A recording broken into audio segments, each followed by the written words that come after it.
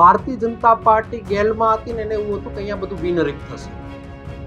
પ્રયત્નો ખૂબ જ કર્યા, પણ ગરીબ અને મધ્યમ વર્ગના લોકો આજની તારીખે લોકશાહી ટકાવવા માટે ઝઝૂમી રહ્યા છે. જે રીતે વિકાસ ગુજરાતનો હોય, બીજા રાજ્યોનો હોય કે આખા દેશનો હોય,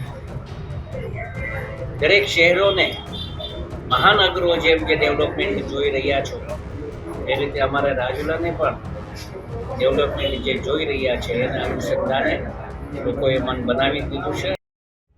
અમરેલી જિલ્લામાં પાલિકાની ચૂંટણીઓને લઈને ભાજપ કોંગ્રેસે તૈયારીઓ ચાલુ કરી દીધી છે. ચૂંટણી કાર્યાલયો શરૂ કરી દીધા છે અને રાજુલા પાલિકાની ચૂંટણીઓને લઈને જિલ્લા કોંગ્રેસના પ્રમુખ પ્રતાપ દુધાતજી અને જેનીબેન ઠુમ્મર સહિતના કોંગ્રેસના આગેવાનોએ રિબીનો કાપીને કાર્યાલયના ઉદ્ઘાટન કર્યા અને રાજુલા પાલિકાના કોંગ્રેસના વોર્ડ કાર્યાલયો પણ શરૂ કરવામાં આવ્યા છે. ત્યારે રાજુલાની 28 બેઠકો માટે ભાજપે પણ ધારાસભ્ય હીરા સોલંકીને મેદાને ઉતાર્યા છે અને ભાજપ કાર્યાલયો પણ ખુલ્લા મુકાયા છે. વિગતે વાત કરીએ આ વિડીયોમાં.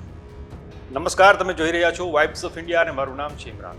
અમરેલી પંથકમાં સ્થાનિક સ્વરાજ્યની ચૂંટણીને લઈને ભાજપ કોંગ્રેસ એકબીજાને ભરી પીવા મેદાને પડી ગયા છે.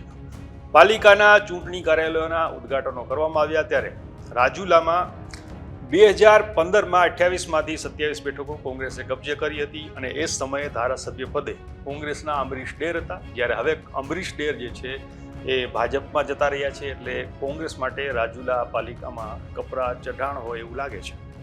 જ્યારે પ્રતાપ દુધાત અને જેનીબેન ઠુમ્મરે કોંગ્રેસના જે કાર્યકર્તાઓ છે એમનો ઉત્સાહ જગાડવાની કોશિશ કરી હતી અને એ સમયે પ્રતાપ દુધાતે શું કહ્યું એ જોઈએ.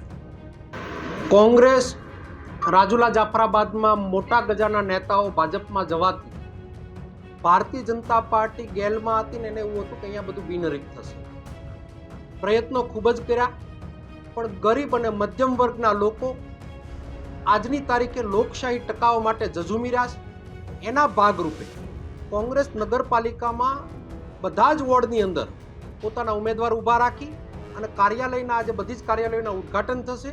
અને આવનાર દિવસોમાં જે તાનાશાહી માનસિકતા છેલ્લા 5 વર્ષથી 10 વખત નગરપાલિકાના પ્રમુખ બદલવા અને એક રાજકીય અખાડો નગરપાલિકાનો જે બનાવ્યો છે એનો મુંહ તોડ જવાબ જનતા જનાર્દન આપશે ને એના ભાગરૂપે 7 નંબરના વોર્ડનું ઉદ્ઘાટન કરવા આવ્યું છે.